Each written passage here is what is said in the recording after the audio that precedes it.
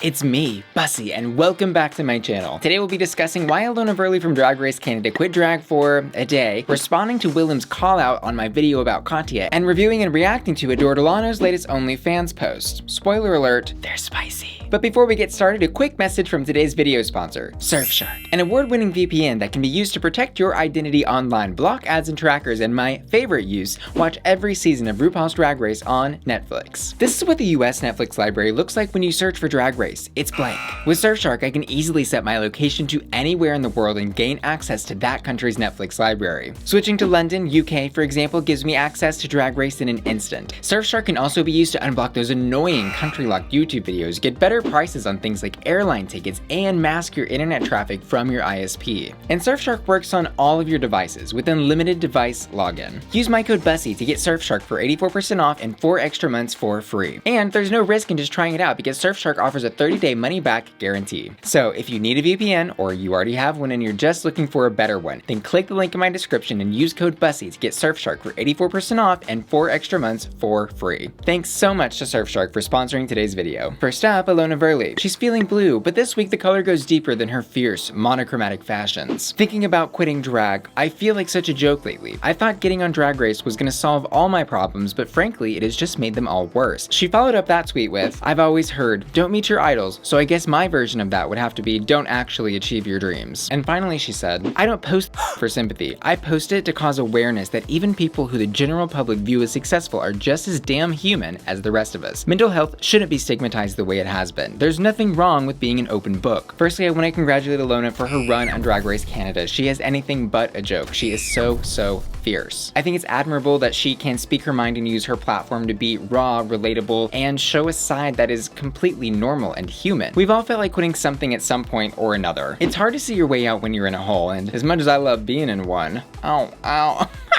I found that every time I kept pushing through the difficulties, I came out stronger on the other side. Thankfully, Ilona got out of her hole quickly and posted this on Instagram the very next day. Had a slight meltdown, but then I remembered who the am and got over it. We're in an unprecedented era with the global pandemic and the political climate around the globe. I think everyone is on edge and we could all use a little more compassion and love. So go send Ilona, some of your other favorite queens, and even your friends and family some extra love during these tough times. As for Willam's call out, the drama, the controversy. Well, Willam posted this comment on my video where I was responding to Katya, responding to my critique of her OnlyFans. Do not mistake digital access for a connection. When you said why accept tips or messages if you aren't going to read them, it showed a serious lack of understanding about the quantity of correspondence that people you and millions of others watch actually receive between Twitter, Instagram, Snapchat, TikTok, Facebook, YouTube, OnlyFans, etc. People constantly tell us to check our DMs and stuff, and it's an impossibility. Just some perspective. Some of y'all responded directly to Willam's comment and said, "Willam, there's a difference between paid comments and Instagram comments, clearly. To me, what I just read were just excuses for not wanting to interact with people that paid to interact." And then I polled my YouTube audience in the community tab asking, if you subscribe to someone's OnlyFans, do you expect them to reply to your direct messages? Sound off in the comments. 29% of people said yes. 49% of people said yes, but only if I tip them. The minority, 21%, said no. Looking at this poll, we're seeing that a large majority of the respondents said yes. Here's what y'all thought about this. Can you imagine how many creeps adult entertainers get in their DMs? No, I can imagine some people not even looking at them. I'm Ace, so this is far from my realm of understanding, but I don't think anyone should be expecting anything from others unless there's a direct transaction involved. On most social media, no, but you're paying for an OnlyFans, and I feel not responding to paying fans is a bit disrespectful. Firstly, I want to thank Willam for his considered response to my video and just say, Willam is right. There's no way that someone with hundreds of thousands of followers across multiple platforms could possibly read or respond to every single DM or comment. I recognize that I have barely a fraction of the audience that people like Willam have, and if I spent time responding to every single DM and comment, I'd be doing that all day, every day. The bigger problem is that social media platforms have created an illusion that anyone with a message button next to their profile name should be accessible by their adoring fans. But should the existence of that feature guarantee access to these creators? Personally, I love receiving messages from y'all and seeing how my videos have made your day, so thank you for all of those messages. I do appreciate them. However, this same messaging system allows the opposite to happen. A hater can easily slide into the DMs of somebody they don't like and totally ruin their day and send them into an emotional spiral. Guaranteed access on a public messaging system like Instagram? No way. However, subscription-based platforms like Patreon and OnlyFans have entered the chat. Patreon and OnlyFans help creators to not only monetize their content and earn a sustainable living, but also to deepen those connections with the supporters that care about you the most. These systems also have direct messaging features, but do they guarantee access to a creator? Patreon advertises community as a benefit to fans on their homepage, saying, "You can get a real relationship with your favorite creators in a troll-free environment." What I love so much about Patreon is this type of description is intentionally vague and leaves it up to the creator to determine the benefits that they are going to offer their patrons. OnlyFans takes a different approach. In their FAQ in the Why Subscribe section, it says, "Subscribing to a creator gives you access to be able to communicate with them directly via the direct messages interface DM. And you are reminded of this benefit when you subscribe to any creator's profile." Clicking subscribe pops up this little window that says, "Subscription benefits. Full access to this user's content, direct messages with this user." And once you've taken the dive and subscribed to an OnlyFans, you see this in the DM to the creator. Messages with tips appear at the top of the inbox. It's clear that one of OnlyFans' main selling points is its direct messaging system. In fact, it's one of the few stated benefits of subscribing to an OnlyFans creator. Seriously, go browse some OnlyFans accounts. Try to figure out what you're gonna get. You probably won't be able to determine what it is you're purchasing until you've actually purchased it, at which point it's too late because they don't offer refunds. Lumping OnlyFans into the same category as Instagram, Twitter, TikTok, and even Patreon is simply misguided. There are no pay gates on those platforms, no expectation of communication in exchange for a subscription fee. However, I am on Willam's side. It's unrealistic from the perspective of a creator to have an expectation on the side of the fans that you are going to respond to every single message you receive. It's just not possible. But I'm also on the customer side when it comes to the case of OnlyFans. You see, because once money becomes involved, we have a business transaction. You don't walk into Starbucks, order your Frappuccino, pay for it, and then maybe you'll get it if the barista has time to do it. You put your Karen wig on, call the manager, and tell every single employee in that store that they're getting fired.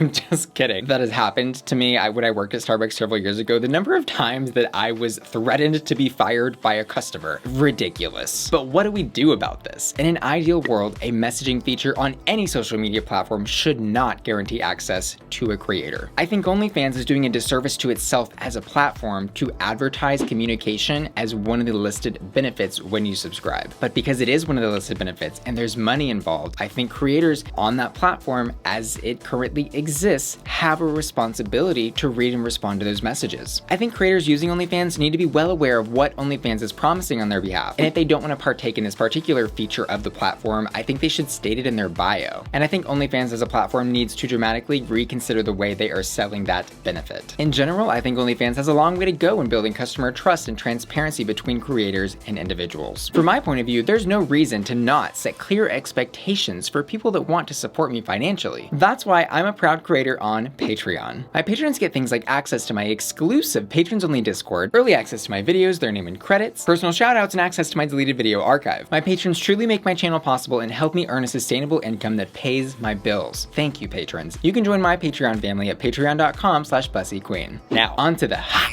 juicy content. The Adore OnlyFans update that you have all been thirsting for. So a few weeks ago, I did a content review on Adore Delano's OnlyFans. I determined it was not yet worth subscribing to. I did give it a rat. Mostly because the 7 or 8 pictures that she had posted at the time were not really enough to warrant the $10 you were paying to get access to them. And it was mostly stuff you could see different versions of if you scroll deep enough on Twitter and Instagram. She posted several more photos in increasing suggestivity and decreasing clothing. And then just when it was starting to get spicy, she had a period of inactivity for 12 days from October 31st to November 11th. But then, a Christmas miracle. She posted 4 photos that I think are going to change the direction of her content on OnlyFans forever. The most recent one, she's doing a little peace sign, biting her little fishnet stocking top, and you think oh, that's a really, it's a cute little photo, little moment. You click on it.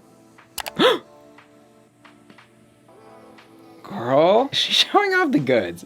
There's goods. There are goods on display. The next one is the caption, "Confessions of a Male Groupie." I love the angst of these photos. She's just the troubled, tortured artist that we all fell in love with, even on her OnlyFans, and I love the rawness of that. Okay, I'm opening this next photo, and my God, y'all.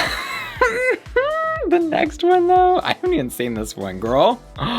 there's even more of the goods available for viewing pleasure. To be clear, this is not Aja Sasha Bell type of content. This is closer to like personal artistic boudoir shots. Okay, the caption says, unlock my secret paramour, like the band? I don't know what that means. This is a sensual photo. It's sensual. This is like the sexy content that you would send to your significant other when you haven't seen them in 2 weeks and you're about to come home and you're like preparing to see them. You know what I mean? Wow. Mama, this content is locked and loaded here. And then a similar one from a different angle. And girl, she got the tips too. We got 15, 5, 10. People are wanting that content. That is what they subscribe for, and you can tell. Girl, you can see it. I'm gagged. I'm gooped. I really wasn't actually expecting to see this type of content on her page, but I'm not mad about seeing it. I really am not mad about it. I think she's gonna see the success of these photos on her little page and be like, oh, that's what y'all wanted. These are truly exclusive things. You're not gonna see those anywhere else. I'm officially going to upgrade her OnlyFans rating from a rot to a warming up. We're not really to a hot yet. Adore's only utilizing the photo section of OnlyFans, and I think video is like half of the content that you're supposed to be able to get on this platform. So I'm gonna leave y'all with a final discussion point. What do you expect when you sign up for somebody's OnlyFans? Photos, videos, direct messages, live stuff? And how do you think those expectations align with the reality of the creator? As one final reminder, you can get exclusive member benefits to my channel, like early access to my videos, personal shoutouts, and exclusive content over on my Patreon at patreon.com/bussyqueen. My patrons make my channel possible, and I want to give a special shout out to A Queer Chaplain, Abby, Adam, Blythe, Anonymity, Brandon, Catherine, Charlie, Chris, Christopher, Crystal, Curtis, Derek, Ed, Elizabeth, Emma, Evelyn, Hannah, Ivan, Jake, James, Janine, Jaker, Jen, Juan, Jude, K. Joheim, Kelly, Manny, Maxwell, Matt, Michael B, Michael H, Michelle, Miguel, Onion Fairy, Oscar V, Oscar D, Reverend Terry, Rick, Robin, Skylar,